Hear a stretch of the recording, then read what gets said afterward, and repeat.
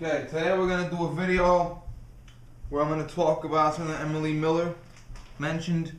Now this is going to be one of my more appropriate videos that are going to be shit with people like Emily Miller, so no foul language. I know. I have to talk about gun control and not use foul language. It's very, very difficult. Please thank me for it. This is about the emperor and his legion of anti-gun slaves. Now, my belt wasn't adjusted. There are you have 8 million people living in New York City, give or take. Of those 8 million, about 30,000 are authorized to actually carry firearms on their person. The rest either don't have a firearm or have to transport it, in the trunk of their car with the ammunition up front and stuff like that. Okay? But there are about 30,000 people out of 8 million that are licensed to actually carry it on their person. Of those 30,000, it is believed that 25,000 are retired law enforcement. Believed 25, 23. But it is believed there are less than 10,000 people in New York City that carry firearms that are not retired law enforcement. Almost all of them are politically connected. And yes, I've known one or two myself. I have. Okay, Donald Trump is politically connected. His son is politically connected. You have to have a political connection. They don't care about good cause. They don't care about your need for self-protection. Like, are you being threatened, okay? I need to carry a gun because I get death threats in the mail. I need to carry a gun because my wife's ex-boyfriend wants to kill me. They don't care about that. They only care you don't have a gun. And if you're going to carry a gun, you have to be politically connected. And yes, the emperor's friends carry guns. They're on the list. Now, per capita, based on number versus percentage, per capita, in New York City with 8 million people, there are less convicted felons percentage-wise than in the mayors against illegal guns. That's right. There are percentage-wise New York City residents, this column, mayors against illegal guns, this column. There are more felons in the mayors against illegal guns column. And it's not only mayors, it's also county executives, governors, and anyone could join. Okay? If I smoked a lot of crack, I could join. I have to because my brain cell would have to be messed up like that. But anyway, my former county executive was a member of this organization. A co-founder, as a matter of fact. Now, in 2008, 70% of Westchester County voted for He Must Not Be Named. I was cheerfully not one of them. And even though 70% of our county voted for He Must Not Be Named, He Must Not Be Named had a lawsuit against our county because we're too rich and too racist. It was very, very complicated. I myself don't understand it. But he was suing my county based on housing or based on whatever. Something stupid. Okay? 70% of the people in the county vote for you, so you bite the hand that feeds you. Totally stupid like that. But my county is not racist by any means. Okay? My county desegregated many years before it was forced by the federal government, by the time the federal government forced segregation. I have seen every flesh of living creature you can imagine in my home county. Black, white, Jew, Christian, Muslim, Hispanic, Hindu. Every color, every race, every religion, gay, straight, bi, I've seen it in this county. This county is not racist by any means. Rich, yeah. A lot of people outside my hometown are rich. There are huge rich people in my hometown. Many rich. Lawyers, doctors. They're rich because they're smart and they had a good trade and they made good money. They're not rich because they rob from people. They're rich because they earn their money. Are we jealous of them? Of course. But at the end of the day, when a rich man signs your paycheck, you're not that jealous anymore. So the too rich and too racist thing was uncalled for on all levels. Now, our county executive, who was anti-gun, his point of view for the too rich, too racist lawsuit was, yes, master. And in 2009, we had a gentleman come up, and this gentleman said, if you elect me, I will fight the lawsuit. I will not allow this lawsuit to happen. I will fight for this county. We're not rich. We're not too rich. We're not too racist. I will stand up for this county. This person also happened to be very, very pro-gun. Very pro-gun. So at one end of the spectrum, you got the anti-gun guy going, yes, master. You have the pro guy going, So in 2009, yes, master, became unemployed, and no way in hell pro-gun guy came in. Yes, New York City, you can do it. You can do it. It's like Bella Caroli with Kerry Strug now. You can do it. You can do it. You can actually throw out an anti-gun hypocrite and replace him with a guy that actually is likable. My county executive is a Republican. A lot of Democrats love him. You can do it. It is possible. Now, my mayor is pro-gun. My county has had 3 pro-gun mayors in a row. We had a Republican, 8 years pro-gun. He had some skeletons in the closet, but when it boiled down to it, he supported the Second Amendment. He left office. His assistant mayor, his deputy mayor came in to serve 8 years as mayor. He had some problems too with the skeletons in the closet and the scandals, but he was pro-gun. Now you have another mayor, he's a conservative Democrat, and he's pro-gun. And he's a conservative Democrat, and I've been voting for him in every single election he's running since I was 18. So you could live in an anti-gun state, or a state that's kind of like anti-gun-ish, and have a fanatical pro-gun Chuck Norris chest-beating mayor. You could also live in a state that is 100% NRA approved, but there's a mayor that's, a Brady campaign slave. Well, there are several people in this group of illegal mayors that are against our right. I'll give you an example.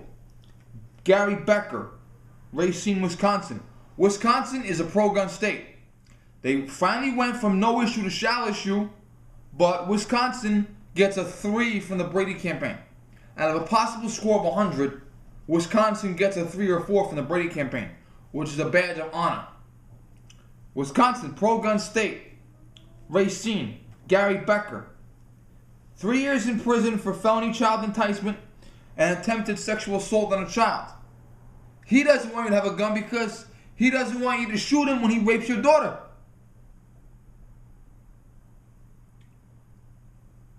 Detroit, pro-gun Michigan. Very, very pro-gun Michigan. Detroit, and you can carry a gun in Detroit. You can get your carry a license in Detroit. Quam Kilpatrick assaulted a police officer and committed perjury. I need a gun because if a police officer is being assaulted by a mayor and the police officer cannot get to his gun to defend himself, I have to get to my gun so that I can defend the police officer from the anti-gun mayor.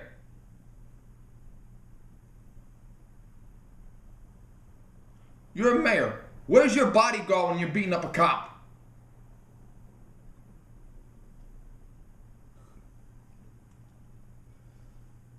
Sheila Dixon, host of the Mayors Against Illegal Guns in Baltimore, Maryland. Perjury and embezzling funds. Larry Langford,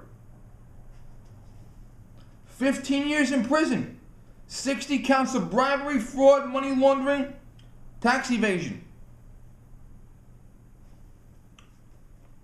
Frank Melton from Jackson, Mississippi. Mississippi's very pro-gun. This guy is deceased now. Frank Melton from Jackson, Mississippi. He violated his own city's gun possession law. And the Second Amendment Foundation is very, very, very staunchly advocating this because they want to publish. They want these guys out there. They want their names known. D.C. tied with New York City for the worst gun laws in the world, in the country. Vincent Gray. Why do the bad guys have such beautiful names? Damn it. Vincent Gray. He's under federal investigation for campaign financing fraud. These guys could not pass the background investigation to get a gun for themselves. And two of these guys justify us having guns to protect ourselves from them.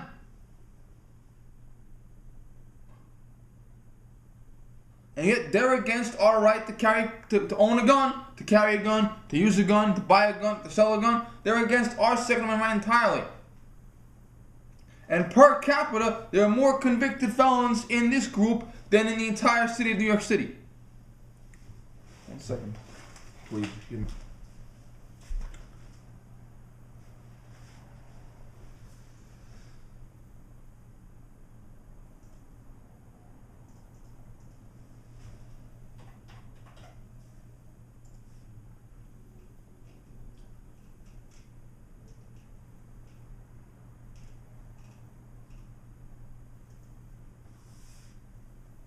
The title of this story is Crimes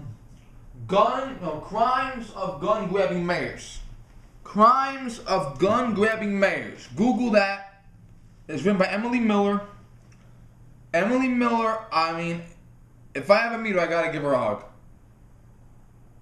I mean, Emily Miller has probably done more for our community in the past 2 years than every single one of my users, and myself included combined, my viewers, and myself put together.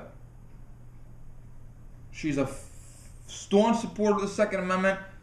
She lives in the worst kind of disgusting, garbage-ridden DC filth you can imagine. She's a reporter, so she's got to listen to all the liberal stuff. She has to go to the Democratic National Convention and sit through all that liberalism. Ugh. Ugh. And I'm going to put another video, I'm going to put a link for Emily down below. Like, favorite, and subscribe. She's not with our group as much, you know, she doesn't hang out with us, she doesn't comment all of our videos, but she's great, okay? She has a lot of insightful stuff when she does put stuff up. Read her postings, follow her on Facebook. She's just great, okay? She's really great. She did her whole thing on New York, on DC. She went to get a gun herself, and she documented the process precisely and set up a guide for the city to follow so that other residents in DC can get guns legally. They can do the steps. She went out the steps for them. She's lobbied for a lot of stupid city laws to be overturned in DC with gun this and gun that. She's actually trying to get the DC City Council to approve an actual shooting range in the city. Because you live in DC, you have to drive to Virginia or Maryland where they have a handshake agreement if you have a gun. So, but this is what I mean when I say hypocrisy. Okay, it's not just a bunch of loser politicians like Elliot Engel hiding behind bodyguards or Dianne Feinstein walking around with a revolver on her hip or in her purse. It is right in her purse. Okay, it's more than that. Okay, it's one thing for you to be a hypocrite politician and hide behind a bodyguard. It's one thing for you to be a hypocrite politician and own a gun yourself, but for you to be the type of person that cannot qualify for gun ownership based on your felonious activities, how dare you take my right away from me? And it's very important we expose this. I'm going to post this link on a lot of places. I'm going to try to put on all the Facebook pages for Emily Miller and all of them, and this gun's website and that gun. I'm going to try to get this video. We have got to get this out, okay? And the Second Amendment Foundation is doing their part. We have got to let everyone know who these hypocrites are, okay? They're like, we want to control guns for... They say we want to control guns for police safety. That's why we assault police officers, right, Mr. Kilpatrick?